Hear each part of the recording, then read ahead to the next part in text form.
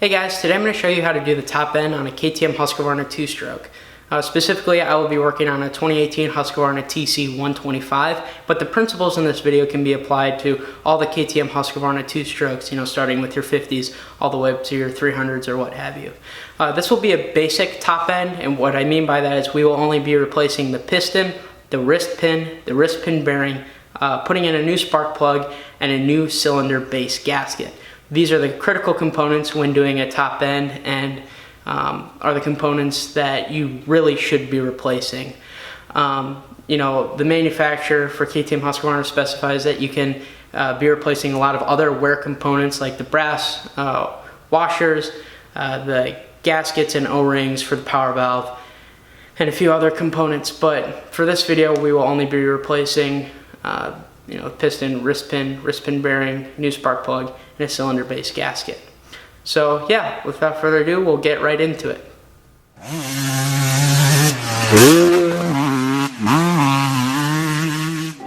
Alright guys, before we get into the video, I'm going to be going over the parts that I'll be installing. If you don't want to listen to this portion of the video, look at the timestamp and feel free to skip ahead. The first part is a replacement spark plug. I always put a new spark plug in when I do a top end. I specifically install NGK spark plugs, the iridium ones, because I've had really good luck with them and they don't foul easily. Second part is the wrist pin bearing. This is a wear item, so it should be replaced every time you do a top end. And the last two items are your base gasket and your piston. The piston that I'll be installing is a KTM Husqvarna OEM piston. It's piston size number 1. KTM Husqvarna sell 2 size OEM pistons, piston 1 and piston 2. Piston 1 is the smaller one, piston 2 is the larger one. Your piston will be specified either on your cylinder or on the piston head, so you should know what size piston you're ordering, and it's important that you do order the correct size piston because it will affect the performance of your bike. What comes in this box is the piston with pre-installed rings, the wrist pin, and the clips. The last thing is the base gasket. It's really important that you replace your base gasket every time you do a top end, but it's also difficult to replace your base gasket because you might not know which one you need. So when you do a top end for the first time, you should take off the base gasket that you have and measure it, and then try and order a base gasket that's as close to or the exact same size that you measure. That's the only way that I've been able to do it. It's not specified in the manual, so you have to measure it and then order the correct one. For my bike, I have a 0.5 millimeter base gasket. I'm in Minnesota, United States, and I run my bike at 1,000 feet of elevation between 60 and 90 degrees Fahrenheit. So this is the base gasket that has been put in my bike from the factory, so this is what I always replace it with. Something to note, if you can't find the base gasket that you have on your KTM Husqvarna, try and look at your base gasket and see if it's actually 2 or 3 that are stacked together. KTM does stack base gaskets to achieve a correct base gasket thickness. I know for my brother's KTM 85, he has stacked base gaskets, so do your measurement, make sure your measurement is as accurate as you can be, and then try and achieve that number by either getting the correct base gasket or by ordering base gaskets that you can stack to achieve the proper thickness. If you guys have more questions for me, leave them in the comments down below and I'll try and answer your questions as best I can. So thank you. We'll move on to the disassembly portion of the video.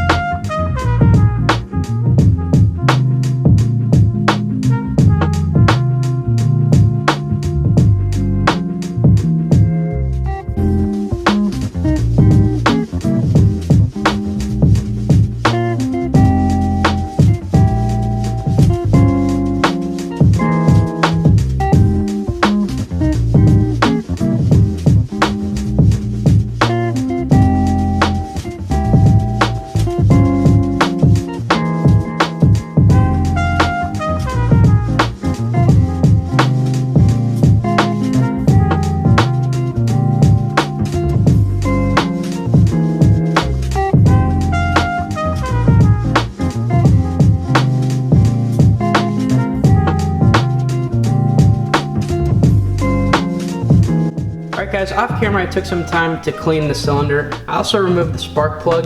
I just generally cleaned it with some parts cleaner. I made sure to hit the power valve on both sides, as well as the exhaust port. But this has been cleaned with parts cleaner. I made sure to get the carbon buildup on the head, but this has all been cleaned up with parts cleaner and it's ready to be reinstalled.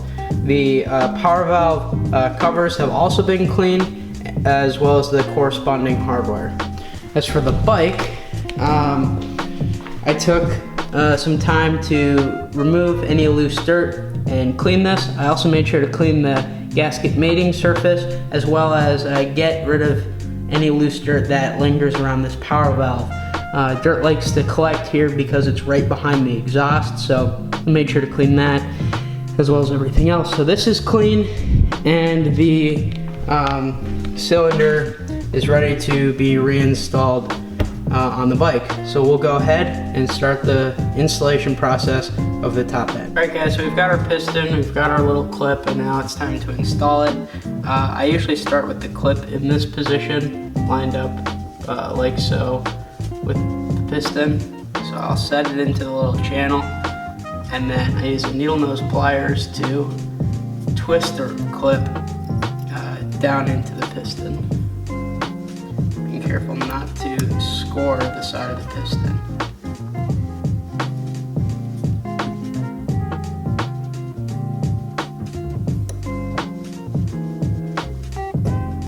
Like that. So the clip is now in, but it's not set in the channel. So now I use something like a pick or just another needle nose to push the clip down into the channel until it clicks, and you can look around in the piston to make sure that it's in there. And if you want, it's actually recommended that you move the clip so that the clip can't pop out. So you just move it ever so slightly in this channel, you spin it so that the open portion right there of the clip is not next to the hole. So in theory this thing can't pop out now. But that's the first clip installed. The next thing that we're going to want to do with our piston is take some of our two-stroke oil. I'm going to pour a little bit out into the cap, and we're just going to want to rub it on the walls of the piston. The reason we're going to do this is so that the piston is lubricated to go into the head of the cylinder.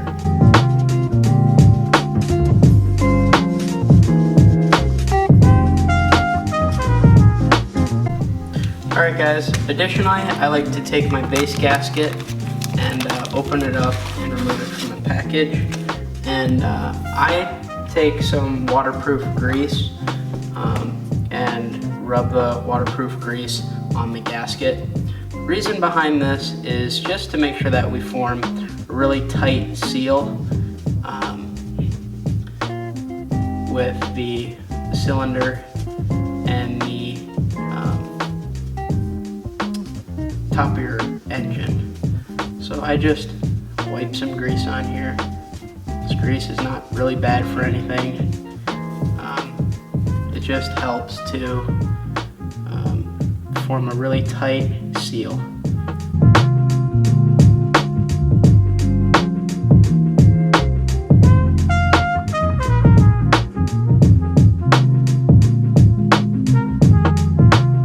So after that, we move on. Alright guys, so the first thing that I'll be doing is installing the base gasket. It's been greased up so it'll sit nicely and make a tight seal. I'm going to remove the rag just so that this gasket sits nicely down here. So I'm going to press on the gasket, make sure that it's sealed on every surface. Alright, next I'm going to install the needle bearing I have lubricated it with some more 2-stroke oil off camera, but the needle bearing is now in, and now it is time to install the piston. So with the piston, it's important to make sure that the arrow is facing the front of the bike, and then you just set your piston in there. Actually, it'd be helpful if you crank the motor and make it just a little longer so that you've got some room to work with your piston. Set your piston on there, get it lined up, and then you take your wrist pin, actually, and line it up with the hole in your piston and start pushing it through. So you can look through your piston and line it up, and you just push it in like so until it bottoms out on the clip on the other side. So just let that sit there like that, and I will install the clip on the other side. Alright, I've grabbed my needle nose and my clip, and I'm going to do the exact same thing that I did on the workbench. I'm going to line up the clip with the channel and position it in there, and then do the twisting motion with the needle nose pliers to set it in there, just like that. And I'll push the top of the ring, little clip in there, get it. You'll hear it click when it's in like that. You'll hear that click. So now the clip is in. I'm gonna rotate it just slightly so that the gap is not at the hole, and your piston is installed. You can remove the rag that you stuck in there and get ready to install the cylinder. Guys, before you install your cylinder, it's important to twist your rings into the proper position so that when you squeeze them, they line up with these little crimp points. So just line your rings up beforehand, makes your job a lot easier, like so. Alright guys, now it's time to install the cylinder on top of the piston. You're gonna have to move some of your hoses around so that your cylinder will fit in, but we're just gonna get our cylinder positioned over top of our piston, and then we will guide the piston up and into the cylinder, and then we will compress the rings as the piston goes up.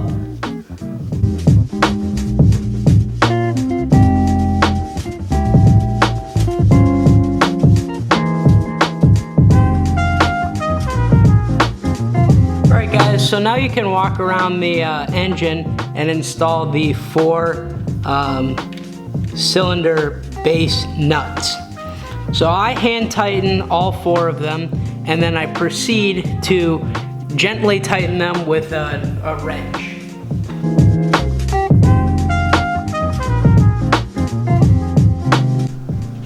So once I've walked around and tightened all the bolts, I use a torque wrench to evenly tighten to 20 Newton meters. So some of you guys might be asking yourself how you torque the nuts that are inside your power valve, and there are 2 ways. First off is with a crow's foot, a little extension that goes on the end of your socket, your torque wrench, so that you can properly torque your nut in a confined area. And the second way that you could torque it is by torquing the nuts that you can get to, and then by hand matching the tightness with a wrench. Either would work. Using your crow's foot is more precise.